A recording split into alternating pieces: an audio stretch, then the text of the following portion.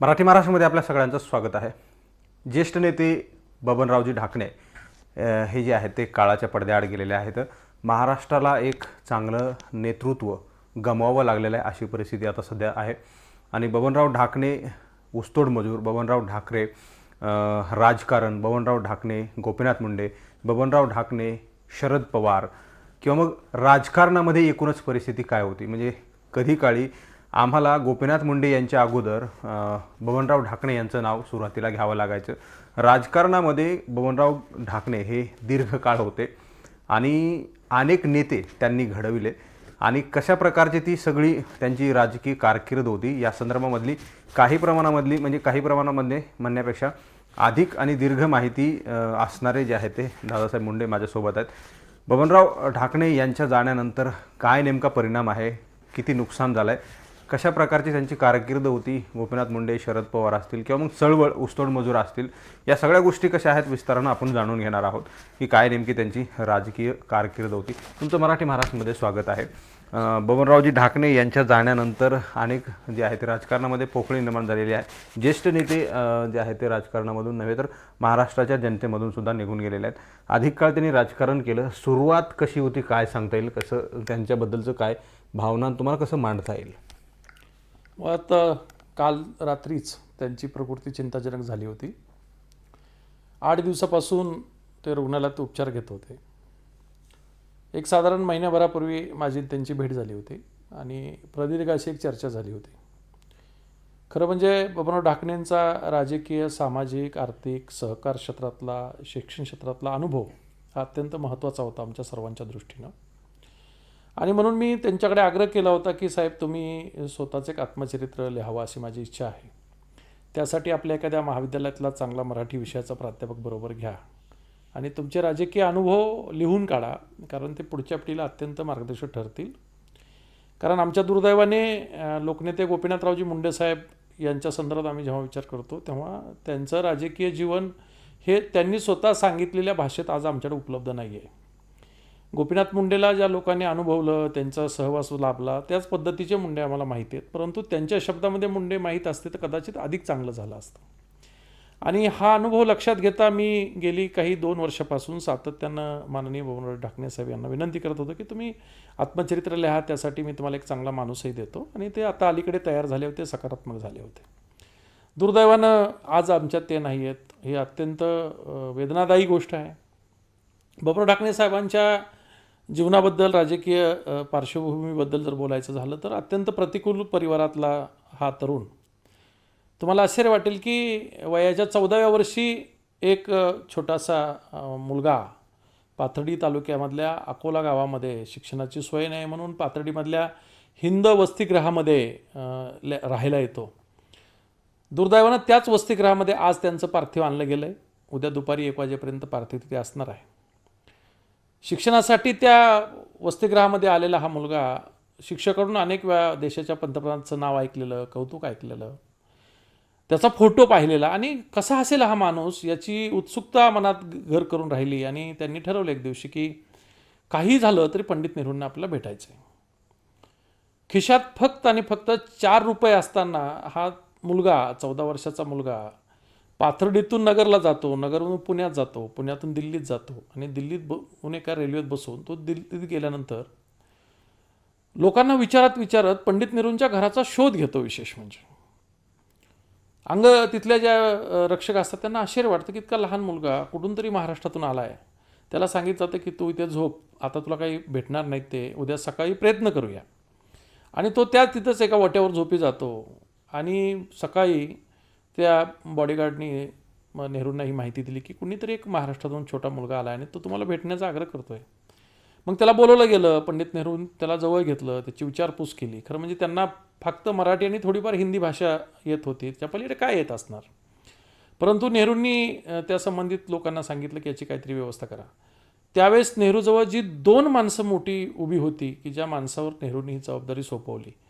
मला वाटतं की कधी कधी नशिबान काही माणसं असतात की अशी माणसं भेटायला. मथाई नावाचे एक माणूस तिथे होता त्या माणसापैकी की जे पंडित नेहरूंचं सगळं काम पाहत होते. आणि दुसऱ्या एक महिला होत्या ज्या पंडित नेहरूंच्या भगिनी होत्या, विजयलक्ष्मी पंडित.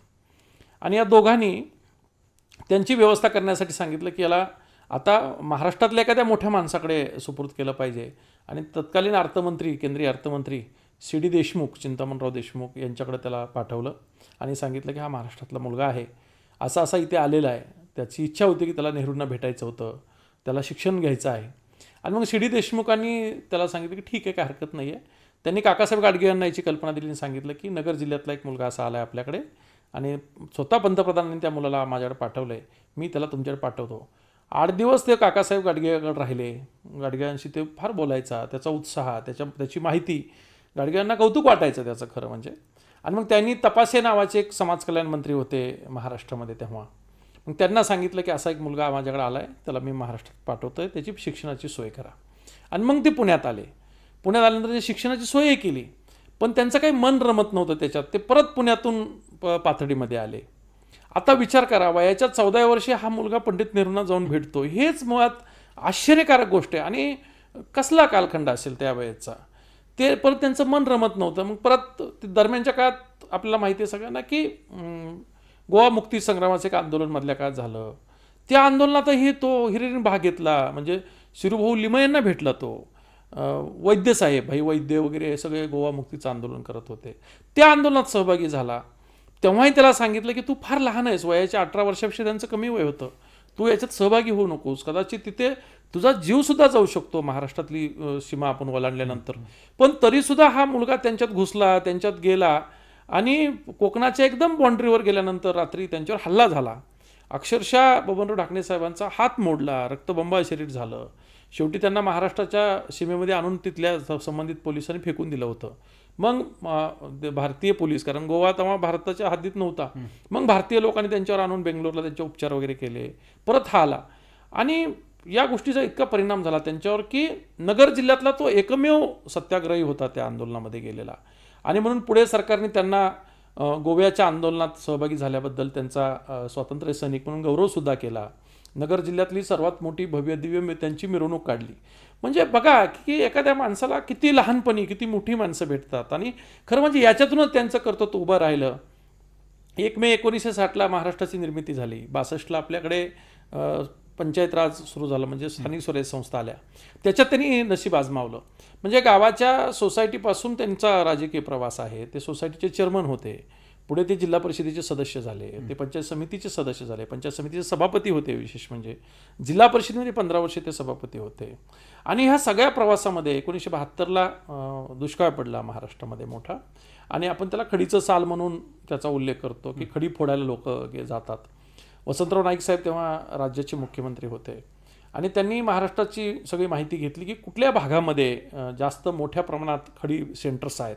तर त्यांच्या असं लक्षात आलं की मराठवाड्याच्या आणि पश्चिम महाराष्ट्राच्या सीमेवर पाथर्डीच्या आसपास खडीचे सेंटर प्रचंड आहेत. प्रचंड लोक तिकडे कामासाठी आलेत, कारण आपल्या भागात दुष्काळाच्या प्रचंड तीव्र वेदना होत्या आणि खडी फोडण्याच्या निमित्तानं हे लोक तिकडे स्थलांतरित झाले होते. त्यांच्या मुलाच्या शिक्षणाची सोय झाली पाहिजे यासाठी स्वतः ते प्रयत्नशील होते. आणि मग वसंतराव नाईकांनी सांगितलं की हे जर काम एवढं चांगलं असेल तर तिकडे आपण मोठ्या नेत्याला नेलं पाहिजे. आणि दरम्यानच्या काळात इंदिरा गांधींचा महाराष्ट्रात दौरा आला आणि त्यांना हे दाखवण्यासाठी एक ठिकाण निश्चित करायचं होतं की कुठे असे आपण लोकांना आश्रय दिला आहे, जिथं कामं उपलब्ध करून दिलं आहे, रोजगार दिला आहे. आणि अक्षरशः म्हणजे बबनराव ढाकणेंचं हे कर्तृत्व किती सुंदर आहे त्यांच्यासाठी की त्यांच्या गावात तत्कालीन पंतप्रधान इंदिरा गांधी स्वतः आल्या आणि गावात येऊन, म्हणजे छोट्याशा गावात, अकोला म्हणून एक छोटं गाव पाथर्डीच्या अलीकडे 5-7 किलोमीटर अंतरावर आहे, तिथे स्वतः इंदिरा गांधी आल्या.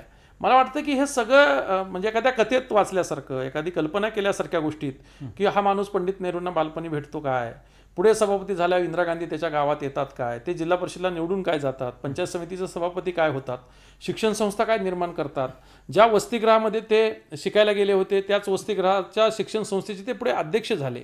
आणि हा सगळा त्यांचा प्रवास आहे जो तो थक्क करणारा प्रवास आहे. त्यांनी मधल्या काळामध्ये विद्यार्थ्यांच्या प्रश्नावर आणि सुशिक्षित बेरोजगार प्रश्नावर एक आंदोलन केलं होतं आणि महाराष्ट्र विधानसभेच्या प्रेक्षक गॅलरीमध्ये ते बसले होते आणि अचानक त्यांना काहीतरी वाटलं की आपण आंदोलन करायचं आणि म्हणून त्यांनी प्रेक्षक गॅलरीमध्ये डायरेक्ट सभागृहात उडी टाकली. आणि मग तेव्हा सभागृहातल्या तत्कालीन नेत्यांनी त्यांना 7 दिवसाचा विसापूरच्या जेलमध्ये त्यांना शिक्षा सुनावली. बघा आता की ज्या सभागृहात त्यांनी आंदोलन म्हणून उडी मारली त्याच सभागृहात त्यांनी त्यानंतर 5 वर्षांनी पोहोचले आणि त्या सभागृहात ते आमदार झाले. बबनराव ढाकणे साहेबांचं एक वैशिष्ट्य आहे की त्या माणसानं जे काही हातात घेतला, एखादा प्रकल्प असेल, उद्योग असेल, तो त्यांनी मन लावून केला. ते पुढे 72ला तर त्यांना आमदार व्हायची संधी आली होती खरं म्हणजे, पण ते म्हणाले नाही, मी आमदार होणार नाही, मी आघाडी करून लढेल. कारण 1970ला अचानकपणे इंदिरा गांधींनी लोकसभा विसर्जित केली होती, पोटनिवडणुका झाल्या होत्या 70ला सुद्धा देशामध्ये, आणि मग परत लोकसभेच्या निवडणुका झाल्या. कैलासवासी अण्णासाहेब शिंदे तेव्हा काँग्रेस पक्षाचे उमेदवार होते आणि थोडेसे राजकीय मतभेद झाले आणि म्हणून बबनराव ढाकणे साहेबांनी काँग्रेसमधून बाहेर पडण्याचा निर्णय केला आणि त्यांनी भापकर म्हणून तत्कालीन तिथे उमेदवार होते त्यांचा प्रचार केला. भापकरांचा पराभव झाला. मात्र त्या निवडणुकीचं वैशिष्ट्य असं होतं की त्या निवडणुकीत प्रचारासाठी वसंतराव नाईक आले होते काँग्रेसच्या प्रचारासाठी, आणि त्यांना असं कळलं की बबनराव ढाकणे नावाचे कोणी सभापती आहेत आणि ते प्रचंड प्रभावी आहेत त्या भागात आणि ते पक्षाला विरोध करतायत. तर त्यांनी अक्षरशः बबनराव ढाकणेंना सपत्नीक बोलून घेतलं आणि विनंती केली की आमच्याबरोबर राहा. पण ते म्हणाले, साहेब मी आत्ता नाही राहू शकणार कारण मी शब्द दिला कुणाला तरी. खरं म्हणजे भापकरांचा पराभव झाल्यानंतर सुद्धा त्यांनी त्यांचं स्वतःचं राजकीय काम चालू ठेवलं आणि आश्चर्य म्हणजे त्यानंतर झालेल्या विधानसभेच्या निवडणुकीत त्यांनी अण्णासाहेब मस्के नावाच्या एका चांगल्या माणसाला त्या भागातल्या, जे मराठा शिक्षण प्रसार मंडळाचे अध्यक्ष होते, त्यांना अपक्ष आमदार म्हणून त्यांनी निवडून आणलं. आणि विशेष म्हणजे त्यांच्या विरोधात ज्या उमेदवार पडल्या त्या त्यांच्या अत्यंत जवळच्या नातेवाईक होत्या. म्हणजे त्या माणसाच्या मनात कधीही जातीची भावना किंवा माझा तुझा असा आला नाही. आपण ज्या विचारावर काम करतो त्या विचारावर आपण ठाम असलं पाहिजे, ही भूमिका घेऊन त्यांनी काम केलं. आणि म्हणून 72ला त्यांनी जो आमदार निवडून आणला त्या सगळ्या टीमनी 78ला त्यांना आमदार केलं आणि सभागृहात पाठवलं. अशी त्यांची एकंदरीत पार्श्वभूमी आहे. ते कुठली म्हणजे काँग्रेस सोडल्यानंतर त्यांनी कुठल्या पक्षामध्ये गेले? काय स्वतंत्र पक्ष, काही आघाडी होती त्यांची, काय होती? काय झालं की 75ला आपल्याकडे आणीबाणी आली देशामध्ये आणि इंदिरा गांधींनी आणीबाणीचा जो निर्णय घेतला त्या निर्णयानंतर संबंध देशामध्ये इंदिरा गांधीजींच्या विरोधामध्ये असंतोष होता. आत्ता जसं भारतीय जनता पार्टीच्या विरोधात देशात सगळी पक्ष एकत्र आलेली आहेत आणि सगळ्यांनी जे इंडियाच्या नेतृत्वाखाली आज एक आले, तसंच तत्कालीन स्थितीमध्ये इंदिराजींच्या विरोधात सगळे लोक जनता पक्ष या नावाखाली एकत्र आली होती. आणि त्याच्यामध्ये मग जनसंघ, डावे, उजवे, जनता पक्षवाले हे सगळे लोक एकत्र आले आणि जनता पक्ष नावाची एक संघटना निर्माण झाली, पक्ष निर्माण झाला. देशामध्ये भाजप आणि सगळे मित्रपक्ष एकत्र असताना असं ठरलं की ज्या प्रांतामध्ये ज्या पक्षाची ताकद आहे त्या पक्षाचा अध्यक्ष. परंतु महाराष्ट्रामध्ये काय झालं की सगळ्या पक्षांची समान ताकद होती, पक्षाचा अध्यक्ष कोणाला करायचा हा प्रश्न निर्माण झाला. आणि मग शेवटी असं ठरलं की ठीक आहे, आता आपल्यामध्ये 2 गट आहेत ना, तर आपण निवडणूक घेऊया. आणि बबनराव ढाकणे यांनी जनता पक्षाची त्यावेळेस निवडणूक लढली. त्यांच्या विरोधात विशेष म्हणजे त्यांच्या विरोधात बीड जिल्ह्याचे भूमिपुत्र बापूसाहेब काळदत्ते यांनी निवडणूक लढली. बापूसाहेबांची प्रचंड मोठी प्रतिमा होती त्यावेळेस महाराष्ट्राच्या राजकारणामध्ये. त्यांचं प्रचंड समाजवादी नेता म्हणून त्यांची ख्याती होती. बापूसाहेबांच्या भाषणाला प्रचंड लोक जमा व्हायचे. त्यांचं वक्तृत्व प्रचंड अप्रतिम होतं, म्हणजे मी स्वतःही त्यांचं भाषण अनेक वेळा ऐकलंय. आणि मग बापूसाहेब विरोधात ते लढले आणि विशेष म्हणजे बबनराव ढाकणे निवडून आले जनता पक्षाचे अध्यक्ष म्हणून.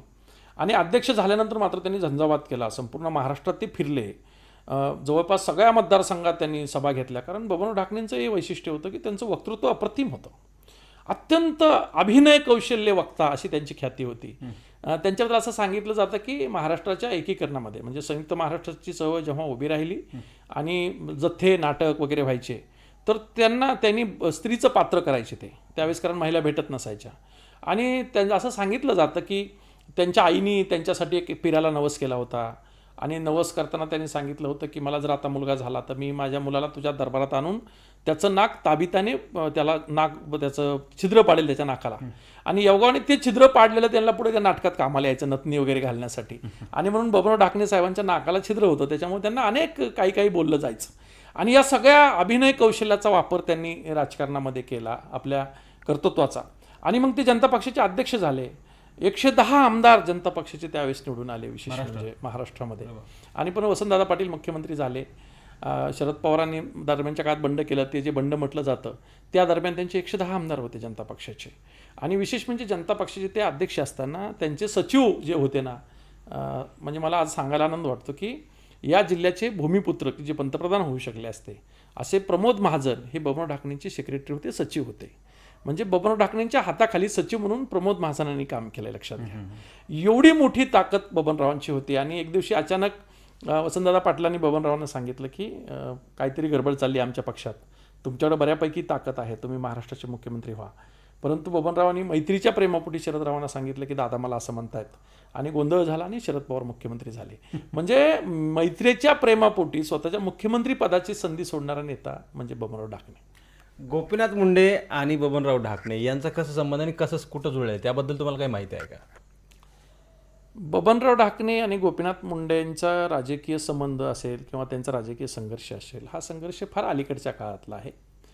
त्याच्या पूर्वीची काही पार्श्वभूमी अशी आहे की 1968 पासून महाराष्ट्रामध्ये ऊसतोड कामगारांच्या काही समस्या सुरू झाल्या होत्या. लोणी प्रवरा भागामध्ये साखर कारखानदारी बऱ्यापैकी नावारूपाला आली होती आणि आपल्या भागातले काही लोक त्या भागात कारखान्यात कामाला जायचे, ऊस तोडायला जायचे. आपल्या सगळ्याला ज्ञात आहे की श्रीरामपूरच्या जवळ जे बेलापूर नावाचं गाव आहे तिथे पहिला देशातला साखर कारखाना आहे आणि त्या कारखान्याला जाणारे लोक म्हणजे बेलापूरला जाणारे लोक आणि म्हणून आजही आपल्या भागात कारखान्याला जाणारा माणूस म्हणजे बेलापूरला जाणारा असं म्हटलं जायचं.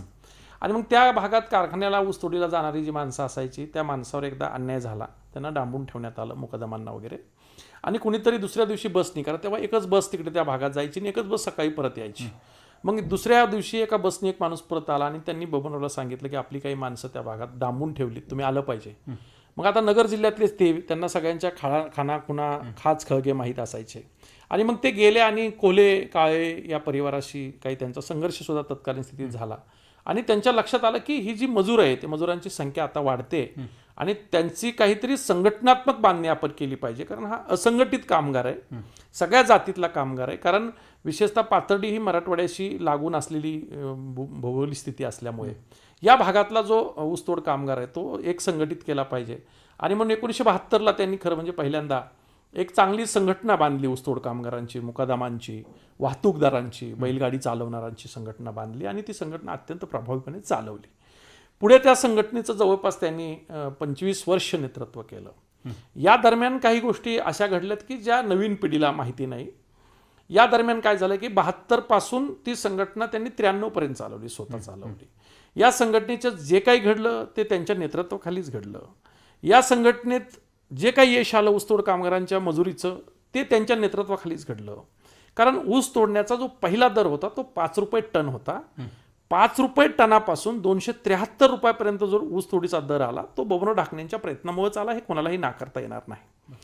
त्याचं कारण असं आहे की 23 नोव्हेंबरला 1986ला ऊसतोड कामगाराच्या संदर्भातला मोठा संघर्ष झाला, जेव्हा गोपीनाथ मुंडे साहेब ना आमदार होते ना कुठल्या राजकीय प्रक्रियेत होते. ते भाजपाचे प्रदेशाध्यक्ष होते त्यावेळेस. मात्र 86ला शंकररावजी चव्हाण महाराष्ट्राचे मुख्यमंत्री होते, बबन ढाकणे कामगारांचे नेते होते, सभागृहामध्ये विधानसभेच्या सभागृहात होते. विशेष म्हणजे बबनराव ढाकणे, दादासाहेब रुपवते समाज कल्याण मंत्री होते. आणि या सगळ्यांनी एकत्रित येऊन असं ठरवलं की ऊसतोड कामगारांच्या संदर्भात काहीतरी घटनात्मक अधिकार त्यांना भेटला पाहिजे, त्यांना संविधानात्मक सुरक्षा भेटली पाहिजे, त्या कामगारांच्या संदर्भात काही विम्याची पॉलिसी ठरली पाहिजे, त्यांच्या जनावरांच्या संदर्भात काही पॉलिसी ठरली पाहिजे, त्यांच्या मुलांच्या शिक्षणाच्या संदर्भात काही पॉलिसी ठरली पाहिजे आणि त्यासाठी एक धोरणात्मक मीटिंग झाली पाहिजे. आणि म्हणून बीड जिल्ह्यातल्या वडवणी तालुक्यामध्ये चिंचोन नावाचे गाव आहे की ज्या चिंचोनमध्ये 1986ला एका MSCBच्या 33 KV उपकेंद्राच्या उद्घाटनासाठी शंकरराव चव्हाण स्वतः आले आणि त्यांनी तिथे ऊसतोड कामगारांची एक परिषद घेतली आणि ते करार केला, ज्याला ढाकणे चव्हाण असं म्हटलं जातं किंवा ढाकणे रुपवते समिती म्हटलं जातं. त्या समितीचा आधार घेऊन पुढे पंडितराव दौंड यांच्या अध्यक्षतेखाली सुद्धा एक समिती नेमली, ज्याच्यातून हे वसतिगृह वगैरे आता आपण बघतो ते आले आणि हा मोठा करार झाला. मला वाटतं की ऊसतोड कामगारांच्या जीवनामध्ये सर्वात क्रांतिकारी निर्णय हा झाला आणि त्याच्यामुळे खरं म्हणजे ऊसतोड कामगारांच्या मुलांना वगैरे आज जो न्याय भेटला तो त्यांच्यामुळे भेटला. हे सगळं करत असताना 1992ला गोपीनाथ मुंडे साहेब विरोधी पक्ष नेते झाले. त्यांच्या राजकीय फुलोरा त्यांच्या महत्वाकांक्षेला भेटला. दरम्यानच्या काळात भटक्या विमुक्त जातीत वंजारी समाजानं जावं का नाही जावं असा एक विषय पुढे आला. गणपतराव संके नावाचे एक अधिकारी होते, ते सुप्रीम कोर्टात एका प्रकरणात गेले होते आणि तिथून सुप्रीम कोर्टातून निकाल आला की हा जो काही निर्णय तो सरकारनं घ्यावा. सुधाकरराव नाईक राज्याचे मुख्यमंत्री होते आणि सुधाकरराव नाईकांना शरद पवारांना विरोध करण्यासाठी मुंडेंना वापरायचं होतं, कारण गोपीनाथ मुंडेंचं राजकीय नेतृत्व जे फुललं त्याच्यामध्ये सुधाकरराव नाईकांचा मोठा वाटा आहे. विलासराव देशमुखांची जशी मैत्री आहे तसं सुधाकरराव नाईकांचा सुद्धा मोठा वाटा आहे. कदाचित राजकीय लोकांना माहीत नसेल की छगन भुजबळ जे 91ला फुटले शिवसेनेतून, त्यावेळेस सुधाकर नाईकच राज्याचे मुख्यमंत्री होते आणि त्यांना विरोधी पक्ष नेता केलं नाही म्हणून ते फुटले आणि याचा फायदा घेऊन विलासरावांनी मुंडेंना विरोधी पक्ष नेता केला होता. आणि हे सगळं घडत असताना कोर्टाचा निकाल आला. सुधाकर नाईकांनी निर्णय केला की एनटी द्यायची. मात्र त्याच वेळेस वंजारी समाजामध्ये 5-7 लोक असे होते की त्यांना भविष्यात 20 वर्षांचं जसं दिसत होतं, त्यांना वाटत होतं की आता जरी आपण एनटीचं काही सवलती भेटणार असतील, मुलांना स्कॉलरशिप भेटणार असेल, काही ठिकाणी ॲडमिशन भेटणार असतील, काही नोकरीत प्रमोशन भेटणार असतील आणि त्याचा फायदा जरी दिसत असला तरी भविष्य काळात मात्र याचे दीर्घ परिणाम आपल्याला भोगावे लागतील, आपलं एनटी जाणं परवडणार नाही. त्याच्या पाठीमागं कारण काय होतं, तर त्याच्या पाठीमागे हे कारण होतं की 1989ला बबनराव ढाकणे स्वतः बीड लोकसभा मतदारसंघात उभा राहिले आणि इथं ते निवडून आले खासदार म्हणून. खासदार म्हणून निवडून आल्यानंतर ते केंद्रात गेले आणि केंद्रात ते केंद्रीय मंत्री झाले, ऊर्जा मंत्री झाले.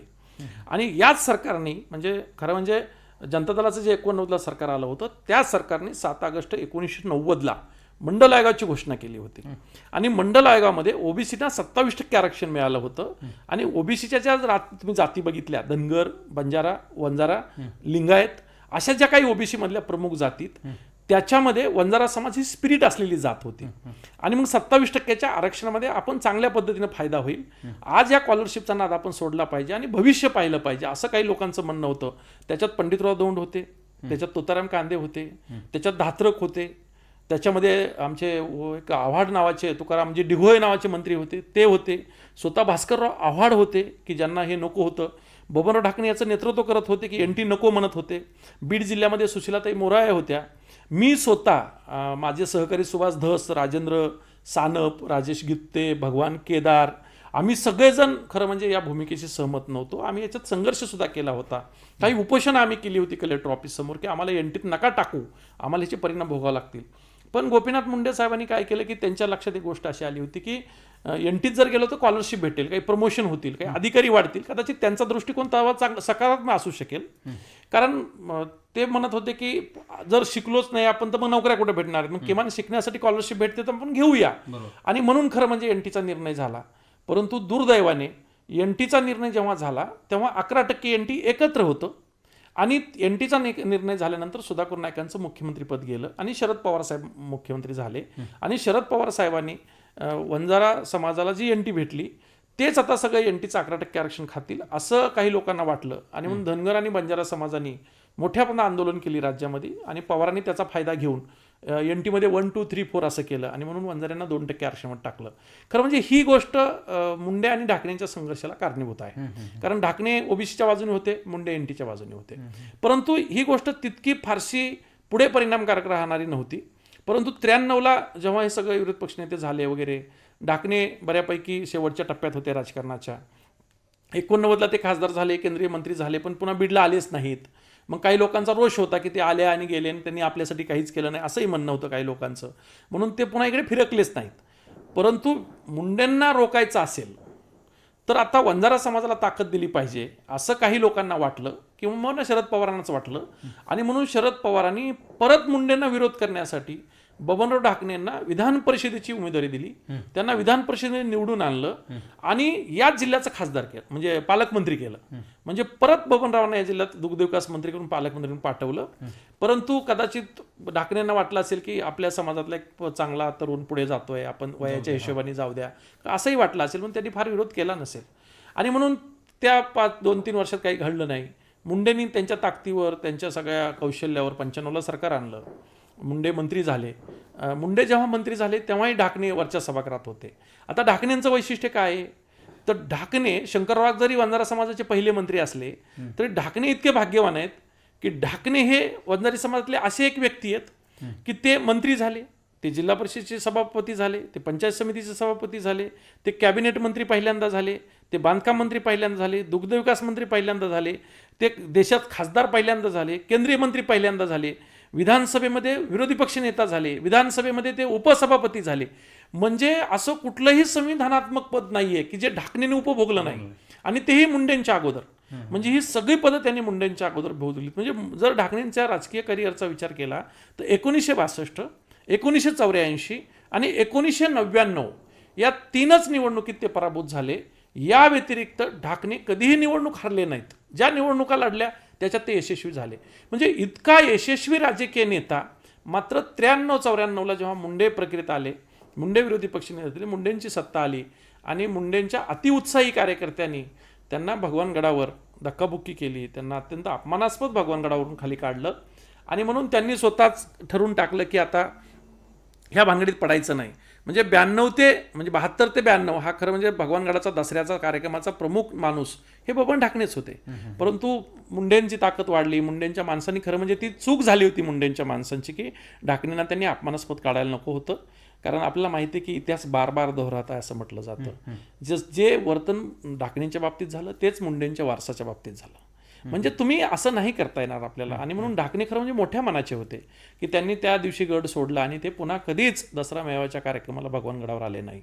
मला ढाकणे साहेबांच्याबद्दल तुम्हाला सांगायला आनंद वाटेल की ढाकणे महाराष्ट्रातले एकमेव नेते आहेत की ज्यांनी 1999च्या पराभवानंतर स्वतः राजकारणातून निवृत्ती जाहीर केली. खरं म्हणजे राजकारणात नेता निवृत्ती जाहीर करत नाही. त्याला राजकारण सोडा वाटत नाही, त्याला सत्ता सोडा वाटत नाही, त्याला खुर्ची सोडा वाटत नाही. उलट राजकारणामध्ये जसं वय वाढत जातं तसं लोकांना वाटतं की आपण नेता झाला पाहिजे, आपलं हे पद पाहिजे, आपलं ते पद पाहिजे. पण वयाच्या 65मध्ये राजकारणातून बाहेर पडायचा निर्णय घेणं आणि स्वतःचा मुलगा उभा राहिलेला असताना, विशेष म्हणजे त्यांच्या मुलांनी पक्षांतर केलं होतं, ते गोपीनाथ मुंडे बरोबर गेले होते. गोपीनाथराव मुंडेंनी त्या अर्थानं त्यांचं घर फोडलं होतं असं म्हटलं जातं मुंडे साहेबाबद्दल की त्या प्रतापला त्यांनी पक्षात आणलं होतं आणि उभं केलं होतं. कारण त्याच्या आधी त्यांनी त्यांचे सख्खे व्याही दगडू पाटील बडे यांना भाजपकडून आमदार केलं होतं मुंडेंनी. बबनराव ढाकणेंची व्याही. हां, ते ढाकणेंची व्याही आणि मुंडेंची व्याही. कारण बडेंची दुसरी मुलगी गोपीनाथ मुंडे साहेबांच्या सख्या भाच्याला आहे, रमेश कराडांना. त्याच्यामुळे हे सगळं त्यांचं नातं होतं.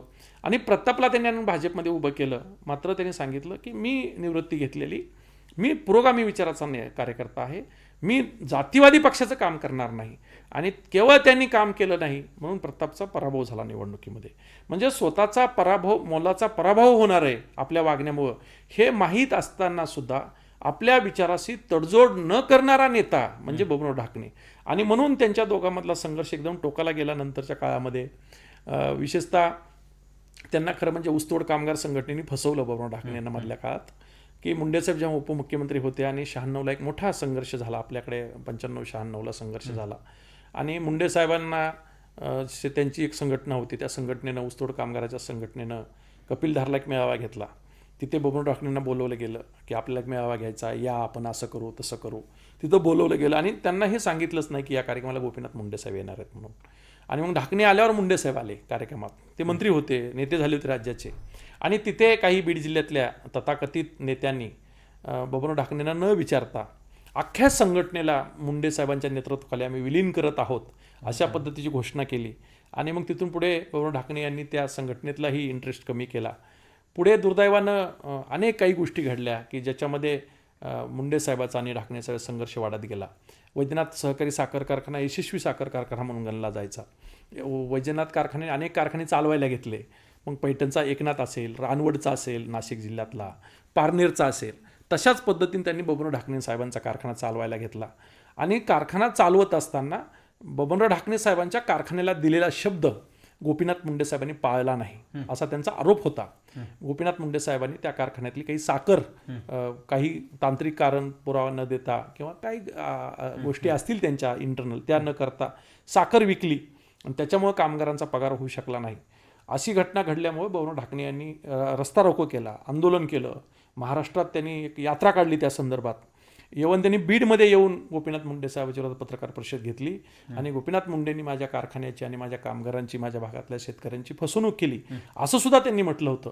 परंतु शेवटी माणूस एका विशिष्ट उंचीवर गेल्यानंतर हे सगळं राजकारणात सोडून देतो. तसं त्या दोघांनी पुढे काही दिवसांनी त्यांच्यात हे झालं. आणि ढाकणे साहेब हे थोडं हळूहळू अलीकडच्या काळामध्ये राजकारणात बाहेर पडले होते. त्याच्यामुळे त्यांनी त्यांचं फारसं काही हे न करता अलीकडच्या काळात ते अत्यंत चांगलं जीवन ज्याला म्हणतो, निवृत्तीचं जीवन म्हणतो, ते जगत होते. दुर्दैवानं त्यांचं अकाली निधन काल झालं. मला वाटतं की त्यांच्या आयुष्यात त्यांनी सगळ्या गोष्टी केल्यात. म्हणजे ऊसतोड कामगारांच्या संदर्भातला संघर्ष केला, त्याच्यासाठी त्यांनी विधान परिसभेमध्ये अशासकीय ठराव आणला होता ऊसतोड कामगारांच्या मुलांच्या संदर्भात. त्यानंतर त्यांनी सुशिक्षित बेकारांना 100 रुपये भत्ता दिला पाहिजे याचा ठराव त्यांनी 1982ला सभागृहात आणला होता. तुम्ही विचार करा की 1982ला ते जर सुशिक्षित बेकारला भत्ता मागत असतील, बेकारी भत्ता मागत असतील, तर त्यांची किती दूरदृष्टी होती. कारण आज आपण बघतोय बेकारांची काय अवस्था आहे. त्यांनी गिरणी कामगारांचा जो मुंबईत संप चालू होता त्या संदर्भातला एक स्थगन प्रस्ताव विधानसभेत आणला होता आणि सांगितलं होतं की कामगारांचा संप मोडून काढता येणार नाहीये, त्यांना न्याय द्यावा लागेल. मला वाटतं की असं कुठलं क्षेत्र बबनराव ढाकणेंनी ठेवलं नाही की ज्या क्षेत्रात त्यांनी काम केलं नाही. आणि नगर जिल्हा हा प्रस्थापित लोकांचा जिल्हा आहे. तिथे अनेक मोठमोठी घराणे आहेत. त्या घराण्याच्या विरुद्ध संघर्ष करून स्वतःचं राजकारण उभं करणं ही प्रचंड मोठी गोष्ट आहे. विशेष म्हणजे ते डाव्या विचाराचे होते. त्यांनी काँग्रेस संघ जमून घेतलं मधल्या काळात, परत जमलं नाही म्हणून पुन्हा बाहेर पडले, पुन्हा काँग्रेस संघ गेले आणि एक पक्की मैत्री निभावली. कारण शरद पवारांसंग त्यांनी प्रचंड प्रामाणिक मैत्री निभावली. कारण मधल्या काळात जेव्हा मी त्यांना एकदा विनोदाने म्हणलो की साहेब एकदा जाऊ द्या, होऊन जाऊ द्या, खरं बोलाच आणि आत्मचरित्र लिहा, तर त्यांनी अक्षरशः त्यांच्यामध्ये एक गुणगौरव सोहळा झाला ढाकणे साहेबांचा. त्याला पवारसाहेब आले होते, धनंजय मुंडे साहेब होते, असे सगळे नेते होते. तर त्यांनी पवारसाहेबांना स्टेजवरून विचारलं की पवारसाहेब, मला लोक म्हणतात की मी आत्मचरित्र लिहिलं पाहिजे, खरं सांगा बरं मी आत्मचरित्र लिहिलं काय होईल. तर त्यांच्या या वाक्यावर पवारांनी सुद्धा त्यांना इतकी जोरात हसून दाद दिली की ते म्हणले तुम्ही काय लिहिल्यावर काय होईल हे आता सांगू शकत नाही, त्याच्यामुळे लिहू नका. म्हणजे याच्याहून समजून घ्या की राजकारणामधल्या कितीतरी घटनांचे ते साक्षीदार आहेत महाराष्ट्राच्या निर्मितीमध्ये. कारण महाराष्ट्राची नवनिर्मिती 60ला झाली आणि ते 55ला प्रक्रियेत आले. म्हणजे महाराष्ट्राच्या निर्मितीपासून कालपर्यंत ते महाराष्ट्राच्या सगळ्या राजकीय आणि सामाजिक क्षेत्रात होते. त्यांनी जी शिक्षण संस्था काढली एकलव्य नावाची, म्हणजे याच्यावर विचार करा की त्यांच्या शिक्षण संस्थेचं नाव सुद्धा एकलव्य आहे. या सगळ्या ह्याच्यात आणि त्यांचं आश्चर्यकारक गोष्ट जर काही असेल सगळ्यात मोठी, तर त्यांनी वसंतराव नाईकांचा पुतळा पाथर्डीमध्ये बांधला आणि जिवंत असताना, म्हणजे वसंतराव नाईक जिवंत असताना त्यांचा पुतळा बांधला आणि त्यांना आग्रह केला की तुम्हीच चला उद्घाटनाला म्हणून. परंतु दरम्यानच्या काळात त्यांचं मुख्यमंत्रीपद गेलं होतं आणि मग त्यांचे वैचारिक कायम विरोधक असणारे महाराष्ट्राचे मुख्यमंत्री शंकरराव चव्हाण साहेब यांना आणून त्यांनी वसंतराव नाईकांच्या पुतळ्याचं अनावरण केलं. आजही पाथर्डी चौकात तुम्ही गेलात तर वसंतराव नाईकांचा पुतळा दिमागदारपणे उभा राहतो. म्हणजे अशा अनेक गोष्टी आहेत की ज्या बबनरावनी निर्माण केल्या. त्या भागातले रस्ते असतील, त्या भागातले पानवटे असतील, त्या भागात सिंचनाची व्यवस्था असेल, त्यांनी मुळा धरणाची उंची वाढून किमान काही बागायती क्षेत्र करा, कारण 70,000 हेक्टर जमीन ओलिताखाली येऊ शकते हे मांडलं म्हणून वांभोरी नावाची एक मोठी चारीची योजना त्या भागामध्ये आहे, आजही प्रलंबित आहे अर्धवट. ती त्यांच्यामुळे पुढं गतीला आली. म्हणजे आपण ज्या भागात जन्माला आलो, ज्या समाजात जन्माला आलो, त्याचं उत्तरदायित्व आपण केलं पाहिजे हे एक दिलं. आणि बबन ढाकणे साहेबांनी जर आम्हाला सगळ्यात चांगला गुण काही दिला असेल, म्हणजे आज बी आम्ही म्हणतो की हे स्पिरिट कुठून आलं आमच्यामध्ये, की गावामध्ये एकच घर आहे आणि ते घर राजकारणात जायची इच्छा व्यक्त करतो, तो पोरगा आमदार व्हायची इच्छा व्यक्त करतो, त्याला वाटतं आपण गावाचं पुढारपण केलं पाहिजे. मला वाटतं की ही प्रेरणा बबनराव ढाकणेपासून आम्हाला आली. कारण बबनराव ढाकणेंचं सुद्धा त्यांच्या गावात एकच घर आहे, लक्षात ठेवा. ते ज्या गावात राहतात त्या गावात सुद्धा ढाकणे नावाचं एकच घर आहे. म्हणजे एक घर असताना सुद्धा तुम्ही त्या गावचे सरपंच होऊ शकता, त्या गाव सेवा सोसायटी चेअरमन होऊ शकता, त्या गावाचे आमदार त्या गावात येऊन त्या तालुक्याचे आमदार होऊ शकता, जिल्ह्याचे खासदार होऊ शकता आणि केंद्रात मंत्री होऊ शकतात. ही जी प्रेरणा बबनराव ढाकणेंनी आम्हाला दिली, मला वाटतं की आम्ही कायम, मी आणि माझा सगळा समाज, माझी पुढची पिढी त्यांच्या या ऋणात नक्की राहील. शरद पवारांचा आणि त्यांचा कसा संबंध राहिलेला काही थोडक्यात माहिती तुम्हाला सांगता येईल का? पवारसाहेबांचं त्यांचं अतूट असं नातं होतं, वैचारिक नातं होतं त्यांचं. तसं ते समवयस्क आहेत, थोडंफार कमी जास्त वयाचं. आणि डाव्या उजव्या विचारात काम करत असताना पवार तसे सगळ्यांना बरोबर घेऊन काम करणारे सहकारी म्हणून त्यांचा उल्लेख केला जातो. पुलोदच्या सरकारपासून त्या दोघांचा चांगला संपर्क आला की पुलोदचं सरकार जेव्हा बनलं तेव्हा ढाकणेंना स्वतः संधी होती, ते नाही म्हणाले आणि म्हणून पवार मुख्यमंत्री झाले. 81-82ला ते सभागृहामध्ये विरोधी पक्षनेते होते ढाकणे साहेब. ते इतके भाग्यवान आहेत की शरद पवार सभागृहात होते तेव्हा ते सभागृहात होते, बॅरिस्टर अंतुले मुख्यमंत्री होते ते सभागृहात होते, बॅरिस्टर बाबासाहेब भोसले मुख्यमंत्री होते तेव्हा ते विरोधी पक्षनेते होते. म्हणजे विचार करा की 8वी पास एक मुलगा सभागृहात विरोधी पक्षनेता आहे आणि सभागृहाचा मुख्यमंत्री बॅरिस्टर आहे. म्हणजे 2 बॅरिस्टर सभागृहात मुख्यमंत्री असताना 8वी पास असलेला विरोधी पक्षनेता होता. आणि हे सगळा खेळ ते का करू शकले, तर त्याचं एक कारण आहे की ते शरद पवारांचे मित्र होते. शरद पवारांनी अफलातून त्यांच्यावर प्रेम केलं. खरं म्हणजे शरद पवारांना केंद्रीय नेतृत्व होण्याची जी संधी मिळाली ती ढाकणे साहेबांमुळेच मिळाली. कारण दिल्लीत शरद पवारांचा जो वाढता राबता झाला तो 89 नंतरच झाला. विश्वनाथ प्रताप सिंग आणि चंद्रशेखरांची सरकार जेव्हा आली दिल्लीमध्ये, तिथून पुढेच पवारांचं दिल्ली कनेक्शन जास्त घट्ट झालं आणि त्याचं कारण सुद्धा बबनराव ढाकणे साहेब आहेत. कारण चंद्रशेखरांचं सरकार केंद्रीय सरकार बनवताना मोठी जबाबदारीची भूमिका बबनराव ढाकणे आणि शरद पवार साहेबांची होती आणि म्हणून दोघांनी अत्यंत चांगली मैत्री निभावली. मधल्या काळात खरं म्हणजे पवारसाहेबांपासून ते दूर गेले होते, तरी पवारसाहेबांचं त्यांच्यावरचं प्रेम मला काही कमी वाटलं नाही. कारण त्यांचा जेव्हा परवा कार्यक्रम झाला तेव्हा पवारसाहेबांनी अत्यंत तोंड भरून कौतुक केलं त्यांचं. काय बबनराव ढाकणे म्हणजे माझं काय आहे, म्हणजे ते त्यांनी शब्दात सांगितलं की ते असं म्हणाले की ढाकणे साहेबांचं जे काही माझ्यासाठी आहे ते म्हणजे शब्दात व्यक्त न होणाऱ्या गोष्टी आहेत आणि म्हणून अजून काही गोष्टी मागे पुढे झाल्या असतील, पण पुढे मी याच्यातून उतराई होण्याचा प्रयत्न करेल. आणि म्हणून कालच्या वेळेस खरं म्हणजे शरद पवार साहेबांनी प्रताप ढाकणे यांना परत संधी दिली होती सभागृहात जाण्याची. स्थानिक राजकारणामध्ये ते शक्य झालं नाही, परंतु एक चांगला सहकारी, एक चांगला मित्र कसा असावा आणि कशी मैत्री असावी दोघांची, हे त्या दोघांच्या मैत्रीवरून लक्षात येतं. नक्कीच. तर अत्यंत दीर्घ आणि खासच खरंच प्रेरणादायी ही गोष्ट जी आहे ते बबनराव ढाकरे यांच्या संदर्भातली आहे. आणि एक 14 वर्षाचा मुलगा आणि 8वी पास, जसं आता सांगितलं मुंडे साहेबांनी की 8वी पास मुलगा एकीकडे बॅरिस्टर मुख्यमंत्री आहे, दुसरीकडं 8वी पास मुलगा जो आहे तो विरोधी पक्षनेता सभागृहाचा होतो. म्हणजे या सगळ्या गोष्टी आम्हाला फार ऊर्जा देतात. म्हणजे तुम्हाला तळागाळामधून कुणीही असं विचार करायचं नाही की मी गावातला एक छोटासा आहे, एक घर माझं गावामध्ये आहे आणि मी काय करू शकतो किंवा मग राजकारणामध्ये जाऊ शकतो की नाही देऊ शकतो. या सगळ्या गोष्टींना फार दूर घेऊन जाणारा आणि एकमेव माणूस आहे तो समाजामध्ये सर्व जाती धर्मांना सोबत घेऊन जाणारा आणि अधिक काळ दीर्घकाळ सर्व संविधानिक पदावर आपलं अधिराज्य गाजवणारा एकच व्यक्तिमत्व ते म्हणजे बबनराव ढाकणे साहेब. आणि या सगळ्या गोष्टी काही गोष्टी जर फार शांततेत या सगळ्या गोष्टी जर आपण ऐकल्या तर फार मनाला समाधान वाटतं की एक असं सुद्धा होऊ शकतं. काही बोलायचं आहे काय, नंतर काय उल्लेख आहे का? एक उल्लेख असा आहे की मला ते आपल्याच जिल्ह्यासाठी महत्त्वाचा उल्लेख असा आहे की 1989ला ते जे बीडचे खासदार झाले ते फार इंटरेस्टिंग आहे. कारण त्यांचा बीडचा तसा काही संबंध नव्हता की ते अचानक येतात काय, बीडचा खासदार होतात काय. बरं, ते बीडला नुसते खासदार नाही झाले, तर त्यांनी अत्यंत प्रतिभासंपन्न आणि देशाच्या इतिहासामध्ये पहिला महिला साखर कारखाना ज्यांनी काढला त्या केशरबाई क्षीरसागर उर्फ काकूंचा त्यांनी पराभव केला. बरं, किती दिवसात केला, तर 30-40 दिवसात केला. की 30-40 दिवसात ते येतात काय, निवडणुकीत उभा राहतात काय. कारण देशामध्ये काय झालं होतं की विष्णू प्रताप सिंगांनी राजीव गांधींच्या विरोधात बंड केलं होतं बोफर्सच्या नावाखाली. आता बघा किती विनोदी भाग आहे हा की बोफर्स ह्या तोफेचं नाव ते कशामुळे असेल त्या देशाला माहिती आहे, परंतु आपल्याकडे आताही काही करप्शन झालं की म्हणतो बोफर्स केलं. आणि याच बोफर्समुळे आपण कारगिलमध्ये विजय मिळवला, लक्षात ठेवा. म्हणजे याच तोफेमुळे कारगिलमध्ये विजय मिळवला. परंतु ती बोफर्स इतकी बदनाम केली गेली की राजीव गांधींचं सरकार गेलं आणि त्यांच्यापासून बाहेर पडून विश्वनाथ प्रताप सिंगांनी आणि सगळ्या डाव्या जनता दलाच्या लोकांनी जनता दल स्थापन केलं आणि पक्ष स्थापन केला. विशेष भारतीय जनता पार्टीसुद्धा त्यांच्याबरोबर होती त्यावेळेस. त्यांचं अंडरस्टँडिंग होतं की कोणी कुठं लढायचं, कोणी कोणाला विरोध नाही करायचा. तसं बीडमध्ये सुद्धा ठरलं होतं की ही जागा जनता दलाने लढवायची आणि भाजपने त्यांना बाहेरून पाठिंबा द्यायचा. आणि मग ते अचानक आले तेव्हा ते विधान परिषदेचे उपसभापती होते बबनराव ढाकणे. ते संविधानात्मक पद होतं. म्हणजे ते जेव्हा इथे आले पहिल्या दिवशी फॉर्म भरायला, त्या दिवशी त्यांना इथे उतरायला सुद्धा असं विशिष्ट घर नव्हतं. ते शासकीय विश्रामगृहात थांबले होते आणि सुशीलाताई मोराळे त्या सगळ्या मास्टर माइंड होत्या या सगळ्या विषयाच्या. आणि त्या तशा त्याही तरुण होत्या, प्राध्यापक होत्या, त्यांच्याजवळ काही तापा होता कार्यकर्त्यांचा. आणि मग त्यांनी काही मराठा समाजातली प्रमुख पुढारी एकत्र केले. मग शिवाजीराव पंडित साहेब असतील, जगताप असतील, तुपे असतील, या सगळ्यांनी एकत्रित करून मग ते बबनराव ढाकणेंची भेट घेतली. मग त्यांना कन्व्हिन्स केलं त्यांनी आणि त्यांचा फॉर्म भरला. खरं म्हणजे फॉर्म भरल्यावर सुद्धा ढाकणे साहेबांची मनस्थिती नव्हती इलेक्शन लढण्याची. परंतु त्याच वेळेस काय झालं की पंडित साहेबांनी एक शपथ घेतली की टोपेला आणि काकूला जर नाही पाडलं मी तर टोपीच घालणार नाही. आणि मग एकदम त्याला धार आली.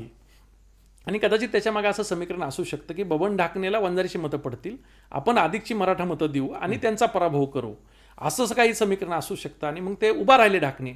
आणि मग गावागावात जाऊन ढाकणे एकदम तडफीनं प्रचार करायचे. तर तुटपुंजी यंत्रणा त्याच्यावर. तेव्हा क्षीरसागरांची प्रचंड दहशत होती बीडच्या राजकारणावर. त्यांच्या विरोधात बोलणं सोपी गोष्ट नव्हती. सगळे क्षीरसागर तेव्हा तरुण होते, राजकारणात एकदम ताकदवर होते. अशा स्थितीमध्ये काकूंच्या विरुद्ध लढणं फार अवघड गोष्ट होती. पण तरीसुद्धा छोट्या लोकांना बरोबर घेऊन आणि त्यावेळेसची जी मोठी मदत ढाकणेंना झाली. खरं म्हणजे ढाकणेंनी जी ऊसतोड कामगार संघटना बांधली होती ना, त्याचा बेसिक फायदा त्यांना या निवडणुकीत झाला. कारण बीड जिल्ह्यामध्ये सगळ्यात जास्त मजूर होते, मुकादम होते, या सगळ्यांनी ताकदीने त्यांना मदत केली. म्हणजे अनेक गावाच्या वेशीवर असं गाडीचं अख्खं चाकच बांधलेलं असायचं, कारण त्यांचं चक्रचिन्ह होतं आणि अख्खं चाक बांधलेलं असायचं की गावात कुणी यायचं नाही. म्हणजे वेशीवरच कळायचं की या गावात बबन ढाकणेंची किती हवा आहे. आणि अशा ताकदीनं ती निवडणूक झाली आणि ढाकणे साधारण 4,000 मताच्या फरकानं तेव्हा जिंकली. खरं म्हणजे ढाकणे जरी जिंकले त्यावेळेस, तरी मला काकूंचंही त्या खरं म्हणजे कौतुक वाटतं, कारण पुढे तर माझा काकूंचा फार चांगला संपर्क आला. मी काकूमुळेच आज खरं म्हणजे राजकारण इथपर्यंत पोहोचलो. तर मला काकूने अनेक किस्से सांगितले त्या निवडणुकीतले, की अत्यंत खालच्या पातळीवर जाऊन काकूंची बदनामी वगैरे करण्यात आली होती काही वक्त्याकडून वगैरे, आणि सगळ्या जाती धर्माचे लोक त्यांच्या विरोधात घातले होते. मला आजही आश्चर्य वाटतं की एक महिला, ज्या महिलेची म्हणजे साधारण 2-3 हजार मतं असतील तेली समाजाची, आणि एवढ्या मोठ्या संघर्षात ती महिला 3-4 हजारांनी पडली. म्हणजे तिची बी किती बांधणी असेल या जिल्ह्यामध्ये, कार्यकर्त्यांची किती टीम असेल. जयदत्त क्षीरसागरांचं काम असेल तेव्हा ते नवीन होते, मला वाटतं 89ला ते आमदारही नव्हते. भूषण क्षीरसागर शहराचे अध्यक्ष होते. म्हणजे ह्या सगळ्या छोट्या छोट्या कार्यकर्त्यावर त्यांनी सुद्धा ताकद लावली. परंतु शेवटी याच्यात जे काही द्वेषाचं राजकारण असतं ते जिंकलं. आणि पण बबन ढाकणे हे निमित्त ठरले त्याच्यासाठी. परंतु ढाकणे साहेबांच्या मनात कधी या निवडणुकीबद्दल मला कधी जाणवलं नाही, कारण मी गेली या 7-8 वर्षात तर फार ढाकणेंशी माझा संपर्क होता. मी त्यांच्याशी, मला असं वाटलं की आज आपल्याला साहेबांना भेटायला जायचं आहे, चला आपण गप्पा मारायला जाऊ. आणि म्हणून मी ढाकणे साहेबाला भेटायला जायचो आणि कुठला तरी एखादा विषय काढून त्यांना द्यायचो आणि ते सगळं भरभरून मला सांगायचे. म्हणजे ह्या सगळ्या संघर्षानंतर सुद्धा क्षीरसागरांच्या मनात त्यांच्याबद्दल कधी किंतु परंतु नाही आलं, किंवा त्यांच्या मनात सुद्धा क्षीरसागराबद्दल आलं नाही. आज जेव्हा ढाकणे साहेब गेले याची बातमी क्षीरसागरांना कळली, तेव्हा स्वतः जयदत्त क्षीरसागरांनी त्यांच्या ट्विटवर त्यांच्याबद्दल अत्यंत चांगली भावना व्यक्त केली, किंवा माझ्या जिल्ह्याचे माजी केंद्रीय मंत्री असे उच्च मोठे नेते आज आपल्यात राहिले नाहीत. मला वाटतं की ही राजकारणामधली जी वैचारिक मतभेद जरी असले तरी मनभेद नसलेली जी निखळ स्पर्धा आहे, ती स्पर्धा आम्ही त्या निवडणुकीनंतर बघितली. त्या 89च्या निवडणुकीत आम्ही तर विद्यार्थी होतो, अत्यंत घाणेरड्या घोषणा वगैरे मला अजून आठवतात की दिल्या जायच्या. परंतु त्या निवडणुकीनंतर बीड जिल्ह्यात मात्र असं काही घडलं नाहीये. आणि या निवडणुकीत सुद्धा मुंडेंनी आणि जनता दलाचं ठरलेलं असताना सुद्धा सदाशिव मुंडेंना उभं केलं होतं. त्यांना भाजपला खरं म्हणजे 1-1.5 लाख मतं तेव्हा पडली होती. या सगळ्या संघर्षात मला जेव्हा पाठीमागे आपण बघतो तेव्हा हे चमत्कारिक वाटतं सगळं, की कुठेतरी नगर जिल्ह्यात जन्मलेला मुलगा तो बीड जिल्ह्यात येतो काय, इथून खासदार होतो काय, लोकसभेत जातो काय, केंद्रीय मंत्री होतो काय. म्हणजे हे सगळं अनाकलनीय आहे, किंवा हे काय घडतं. आणि हे घडण्याचं खरं कारण हे की या लोकांना मोठ्या माणसाचे परिस्पर्श लाभले, वैचारिक भूमिका लाभली. बबन ढाकणे वैचारिक लाईन घेऊन, भूमिका घेऊन जगणारा नेता होता. त्यांनी आयुष्यात एक ग्रामीण भागातला कार्यकर्ता ते केंद्रीय नेतृत्वापर्यंतचा नेता, या भूमिका अत्यंत प्रगल्भपणे निभावल्या, वैचारिक बांधणी करून निभावल्या, बरोबर घेतलेल्या संघटनेला ताकद दिली, आणि त्याच्यामुळे हे सगळं टिकून राहिलं. आणि म्हणून बबन ढाकणेंच्या संदर्भात ते गोपीनाथ मुंडे साहेबांचा बरोबर संघर्ष असेल, पवाराबरोबरची मैत्री असेल, अन्य काही लोकांच्या मैत्रीचा आणि याचा प्रश्न असेल, या सगळ्या विषयामध्ये त्यांनी ज्या पद्धतीनं सगळं वर्तन केलं ते सगळं लक्षात जर घेतलं तर असं लक्षात येतं की ढाकणे हे अत्यंत ताकदीचे नेते होते. म्हणजे ढाकणे असे काही नेते नव्हते की काहीतरी त्यांनी केलाय खेळ, असं नाही. इतकी पदं जेव्हा एखादा नेता भोगतो तेव्हा मला वाटतं की ताकदीनं ते सगळं करत असतात. आणि आज अशा नेत्याचं असं एक्झिट होणं खरं म्हणजे मनाला पटणारं नाही आहे. कारण बबन ढाकणे साहेबांचं माझं आत्ता 15-20 दिवसापूर्वी बोलणं झालं होतं. आम्हाला बसायचं ठरलं होतं काहीतरी नवीन करूया, पण त्यांचं एक छोटंसं ऑपरेशन झालं, नंतर इन्फेक्शन झालं, आणि इन्फेक्शन झालं त्यांना ॲडमिट केलं, आणि काल ही दुर्दैवाची बातमी कळाली. त्यांच्या जाण्यानंतर खरं म्हणजे एक समाजात पोकळी निर्माण झालेली आहे. एक वैचारिक भूमिका असलेला नेता आता आपल्यामध्ये नाही आहे. गोपीनाथराव मुंडे साहेबांची जी उणीव समाजामध्ये मोठी झाली होती, त्याला अधिक उणीव झाली. खरं म्हणजे एक साधारण 7-8 वर्षाच्या कालखंडात 2 मोठे नेते आम्ही गमावलेत. त्यांच्या विचाराचा वसा आणि वारसा पुढे घेऊन जाण्याचं बळ आम्हाला खरं म्हणजे या निमित्तानं मिळावं, एवढंच. नक्कीच, धन्यवाद. आणि खरं तर आजचं राजकारण आम्ही त्या काळातलं हे फार महत्त्वपूर्ण या ठिकाणी जे आहे तो उल्लेख करण्यात आलेला आहे. आणि ह्या सगळ्या गोष्टी येणाऱ्या नव्या पिढीला कळणं गरजेचं आहे. जे राजकारणामध्ये येऊ पाहत आहेत या लोकांसाठी हे सगळ्यात महत्त्वाचं जे काय आहे ते विश्लेषण, संभाषण आहे. आणि ही स्टोरी म्हणजे ही जे काही पाठीमागची डायरी आहे ही कळणं गरजेचं होतं, आणि त्यासाठीचा हा हेतू मराठी महाराष्ट्र होता. अलीकडच्या काळामधलं राजकारण आम्ही पाहतोय कशा पद्धतीचं आहे. मतभेद तर आहेत, मात्र मनभेदसुद्धा आता अलीकडच्या काळामध्ये नेत्यांमध्ये आपल्याला पाहायला मिळतात. एकमेकांवर खालच्या पातळीवर जाऊन जे आहे ते टीका केली जाते आणि ही टीका फक्त निवडणुकीपुरतीच नाही, तर ही निवडणूक म्हणजे सुरुवातीपासून म्हणजे निवडणुका झाल्या ते पुढच्या निवडणुकीपर्यंत एकमेकांवर टीका करत आहेत, कुरघोडी करत आहेत, सरकार पाडण्याचे प्रयत्न हे जे आहे ते महाराष्ट्रामध्ये होत आहेत. या सगळ्या गोष्टींमध्ये बबनराव ढाकणेंसारख्या ज्येष्ठ नेत्यांची आणि धूर्त राजकारण्यांची जी आहे ते आठवण होते आणि अलीकडच्या काळामध्ये अशा सगळ्या गोष्टी घडत असताना असे लोक जे आहेत ते राजकारणामधून निघून जात असताना मोठी पोकळी निर्माण होते. आता गोपीनाथ मुंडे यांच्या जाण्यानंतर सुद्धा महाराष्ट्रामध्ये जे आहे ते मोठी पोकळी निर्माण झाली होती आणि त्याच्यानंतर बबनराव ढाकणे हे ज्येष्ठ नेते राजकारणामधले आहेत, केंद्रीय नेते जे आहेत ते हे यांच्या जाण्यामुळे सुद्धा महाराष्ट्राच्या राजकारणामध्ये, समाजकारणामध्ये आणि समाजामध्ये सुद्धा मोठी पोकळी निर्माण झालेली आहे आणि या सगळ्या गोष्टीमुळे बबनराव ढाकणे यांच्या जाण्यानंतर हळहळ व्यक्त केली जाते. कॅमेरा पर्सनचा मी संग्राम धनवे, मराठी महाराष्ट्र न्यूज, बीड.